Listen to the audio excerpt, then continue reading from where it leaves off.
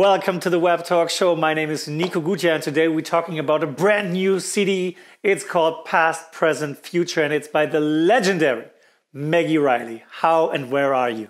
Hi, Nico. I'm in Scotland, and I'm very well, thank you. Apart from the fact I can't really see you very well. We got 2021, and you thought it's a good time for a best-of album, or how does it come? Well, actually, we made the album and finalised everything just as all the lockdowns were happening, which we actually got it mastered in Abbey Road and back into the house the day before lockdown. And so that was kind of like, what do we do now? Which meant that everyone else has been making albums during lockdown, and I'd already just done two and thought, well, maybe I should have a break. But I'm really pleased it's come out now, because my Christmas album is going to have to wait till next Christmas. That's good. And you, beside 3 brand new songs, you put a new spin on your biggest hits. What have you done in the studio? Well, I worked with the guys that I've been working with a lot in Scotland.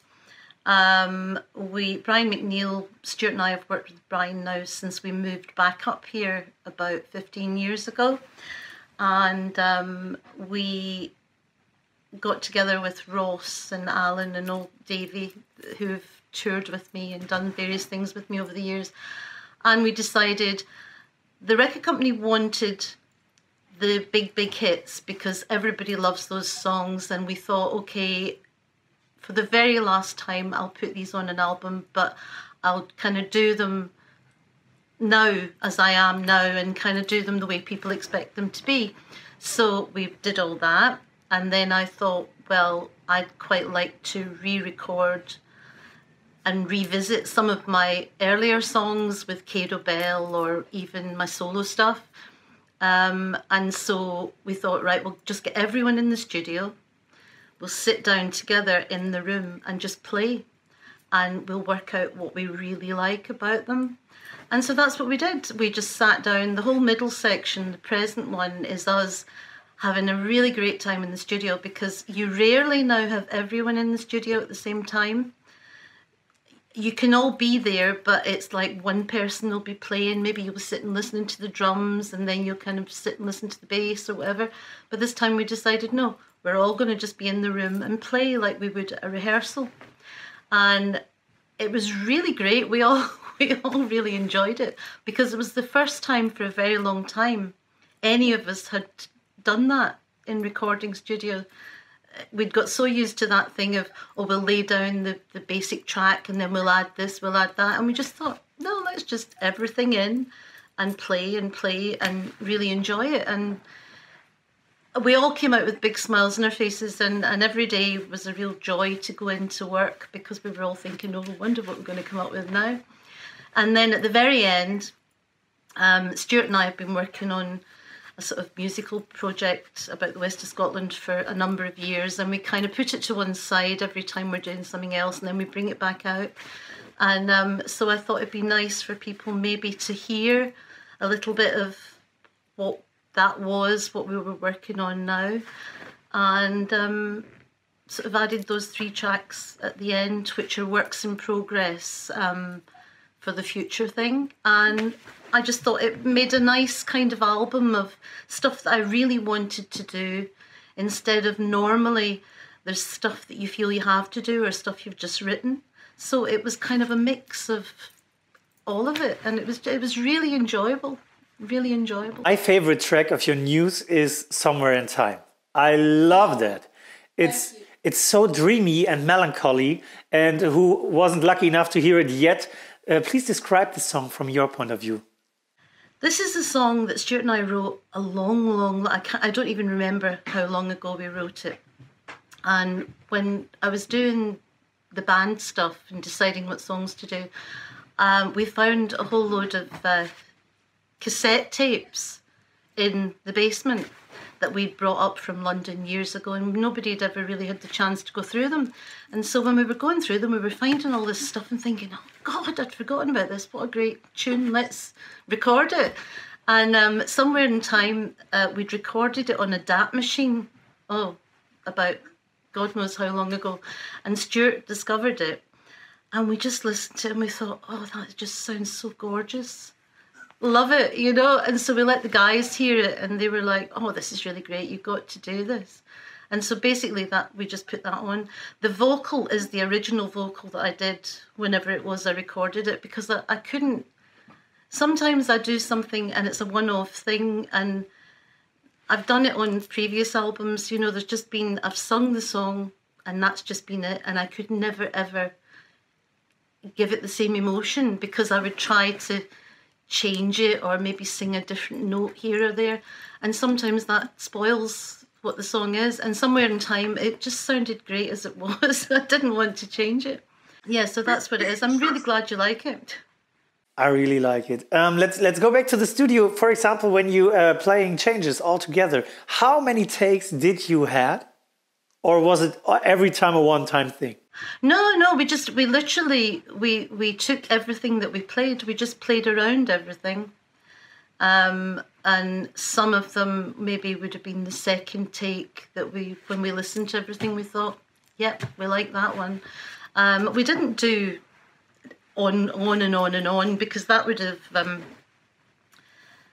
taken away the kind of emotion and the spontaneity, which was what we were trying to achieve. Just that thing of, you play something in rehearsal when you've first written it, and you'll kind of move it around and people will have ideas that they put in, and you'll get to a point where you'll just go, that is the song, you know. And that was kind of what we wanted to do with this, even though there were songs that I'd recorded before, or a couple that I hadn't recorded before but we'd written a long time ago.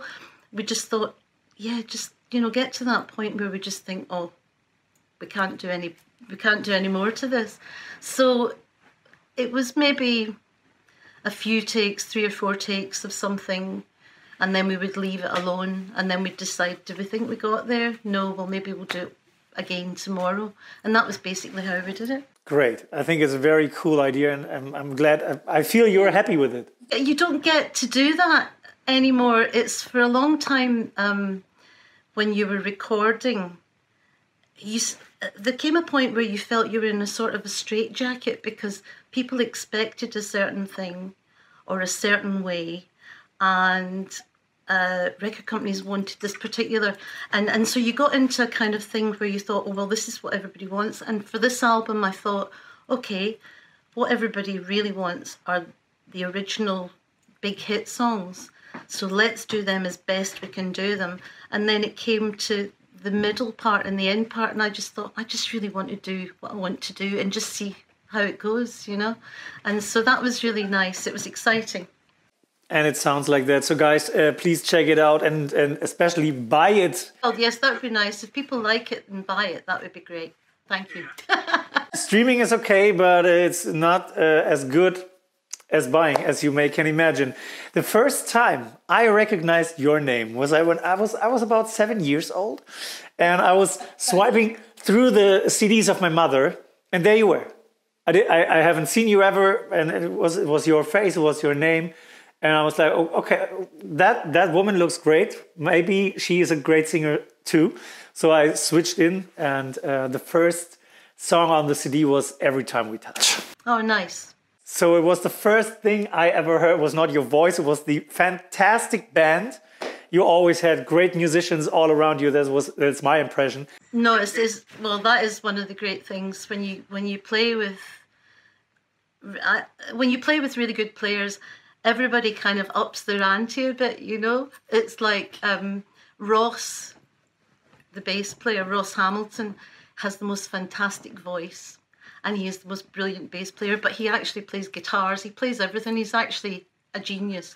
And playing with him and singing with him, whenever we've recorded something where he's done the vocal part, on stage live, if he's not there, I just want to sing his bit. I find myself going, I want to sing that bit, you know, and it's like the bit Ross has sung, and obviously I'm singing the lead, so I can't.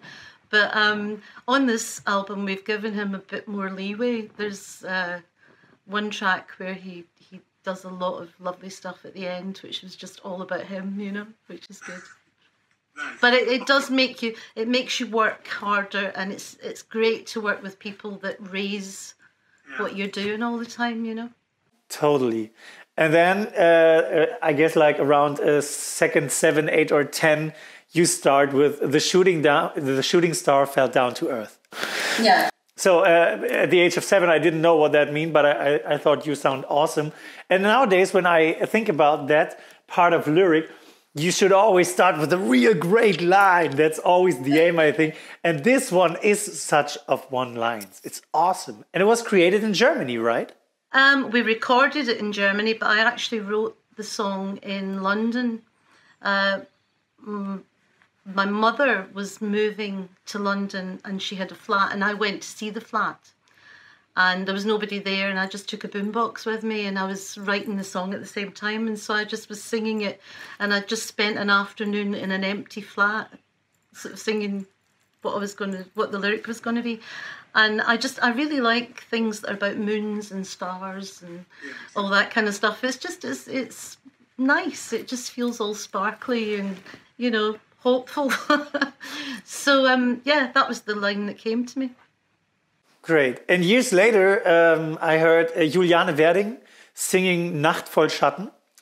Yeah. And I was like, is this a German song? It sounds so familiar. And my mother said, no, that is just a so-called cover. The original is from Maggie Reilly. I was like, one moment, that name, I've heard that name.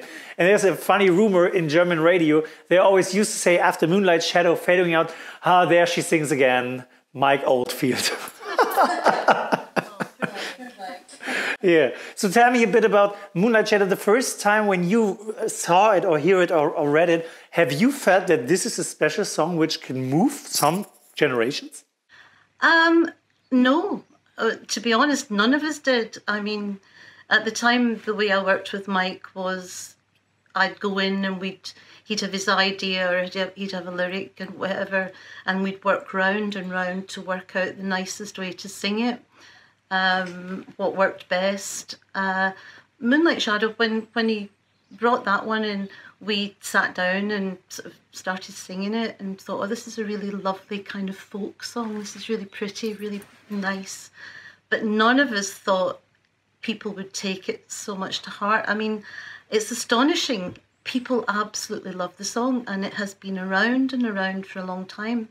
And still people come to it new, and like the first time they've heard it, and it's great, it's really lovely. But I don't think any of us thought at the time it would still be going, 30 something years later, you know? It's fantastic. It was the first time I hear a song like a real story. And for me, it's a thriller. There is this woman chasing the truth in the middle of the night. Well, people keep asking me, you know, 4 a.m. in the morning, when else would 4 a.m. be, you know? And you just think, well, you know, give us a bit of a break here. We're just looking for a nice way to put it. It's lovely. It's very folky to me. It's got the folk tradition of the story. And it's a great song. For a long time, I didn't perform it live. I took a break from it because I felt that I had just sung it so many times. I needed to just step back for a bit, let it lie. And then I went back to doing it again, because obviously everybody wanted to hear it, and it's silly not to let people hear what they want to hear at concerts. And I went back to it, and it was fresh again for me. Yeah, that's good. And that was good, because, you know, I really love live performance, and I don't want to just get into a habit of everything is exactly the same every time I sing it, because that is not what I think singing is about. So I don't want to get in that rut with a song. I want to be able to really feel the song, so that when I sing it, people can feel whatever emotion they take from it. Have you ever heard of the name Groove Coverage? I don't think so. Groove Coverage covered Moonlight Shadow as well, and was a huge electric dance music hit. Okay, there's been so many people. Moonlight Shadow and Every Time We Touch and To France have been covered so many times by so many people, and it's interesting to hear all the different variations, what people take from it, you know, how they hear it and how they spin it. It's good. I'm pleased. And then it was again like Moonlight Shadow. Wow, this must be an original song by Groove Coverage. I was like, nope, this is Maggie Reilly singing, and Mike Oldfield wrote it. And afterwards, Get to France was a second cooperation. When you look back at that time, was it all joy like we think, and I guess it's not, or was it hard work? No, it wasn't all joy at all. Mike is very demanding in the studio because he has a vision in his head of what he hears and what he wants. And it's working around how to find that and to do the best you can with the song, and to make, and to put in ideas and see, well, what do you think? Do you want it this way? And sometimes he likes the ideas that you bring, and sometimes it's not what he wants, and so it's you work around and around. But by the end of it, when you actually finish the song, it always is great, because you kind of feel you've really, you just didn't walk in and go, oh, here's the song. You actually worked on it and made it as good as it could be. But we toured a lot in those years, and I loved touring with all the guys. It was just really a lot of fun, and I must say I do miss. I mean, I keep in touch with a number of them, wherever they are in the world and stuff. But I miss it sometimes. I think, oh, it'd be nice to go out and tour with those guys again. Even though I enjoy touring with the guys I tour with now, but sometimes I think, oh, we had such good fun. We went to such nice places. It'd be nice to meet up with them again and play. So who knows? Maybe one day. Those that are still alive. Unfortunately, we've lost a few people along the way. But Rick Fenn's out in Australia. I was in touch with him the other day, and Tim Rennick and I are in touch a lot. So it'd be nice if one day we could get back together and do something. That would be great. There are some rare live videos on YouTube, for example, and it's I guess you can feel it like I do, because when it starts, when Mike is on the guitar and everything is going on, and then you totally easily drop into the lyrics, it's for me like, oh my God, they are singing this unbelievable, for me, great iconic song, and you're just having the best time on stage. It is so fun to see that. I loved being on stage, hearing Mike play guitar. I think he's one of the best guitarists ever I've worked with, ever. And I've worked with some great guitarists. I just think his emotion when he plays guitar is incredible. It's incredible, and it was a real pleasure to be part of that, I must say. And actually, some of the instrumentals that I never was singing in, obviously, because they're instrumentals, like things like The Lake, I always remember sort of being at the side of stage, maybe when that was starting up, and just the sounds and the way everything wove together. It was fantastic. I mean, he is brilliant. I love what he does. Yeah. As I felt it, you love to perform live, but we both know there are some TV shows all over the world which say no, you can just perform with playback. How's that for you? Well, where possible, I try and persuade them, and a lot of times they will let me. They're not, if they're mainly playback, they're not set up for live vocal, so it can be difficult for them to do the whole sound thing and make it sound as good as they want to. But Garden, a good few times I've done that over the years, and they have many times let me sing live, which amazed a lot of the other artists. They would go, "Did you sing that live?" And I was like, "Of course." "Oh, you sang that live?" And I think they would have liked to have done live, but they didn't ask. I'm not very good at miming because I never sing it the same way twice. So it can be very difficult to mime. My head's going, oh, how did I put this note? Was it long? Was it short?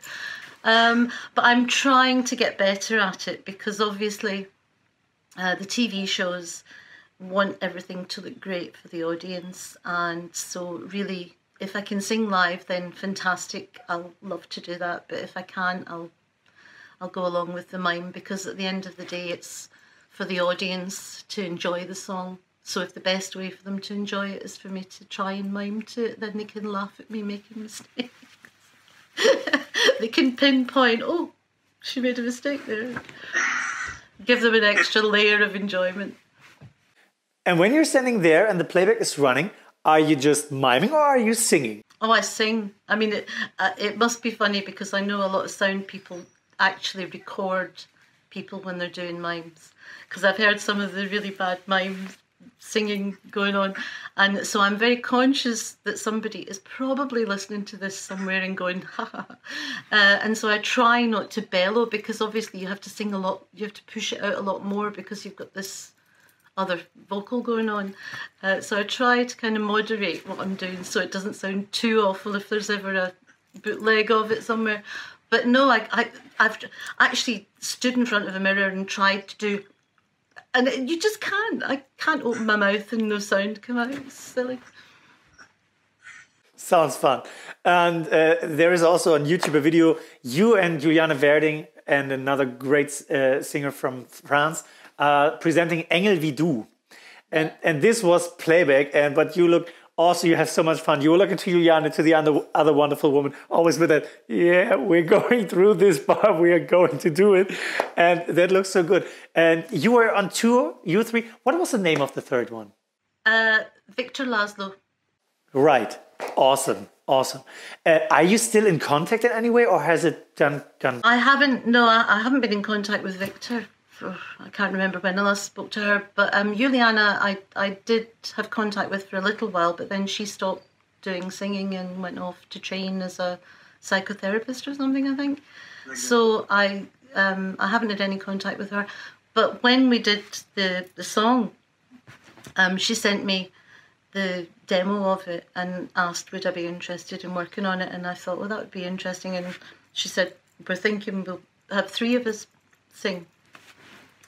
And so obviously I don't speak German enough to be able to work out what her lyric was, and I wanted the lyric I wrote to somehow tie in with that, obviously.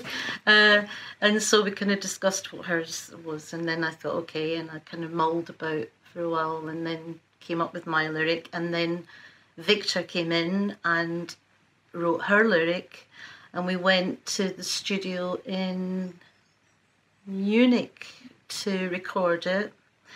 And that was kind of, we did that in an afternoon, and then we decided that we were all going to go on tour together, and it was a lot of fun. And the songs, it's a great song, it's a really good song, it just sounds good, the three voices doing the different parts and then the chorus. So it was nice to do, yeah. And there was the link with Juliana in that when she was 15, she came to a show we did in Munich, and came up, and she just recorded Moonlight Shadow. And so there was that kind of link, you know, sort of she'd been there and then we got together and did this many years later. So it was nice. It's nice. So you were there when she recorded Moonlight Shadow? No, I wasn't with her when she recorded it. We were doing one of the big shows in Munich, and she just recorded Moonlight Shadow, and she came to the show and she was introduced as she's just recorded a version of Moonlight Shadow, and we were like, oh great. You know, this young girl. Awesome. So what do you think, which song should people play first on Past, Present, Future when they want to get a good intro, a good feeling for your new CD? Oh God!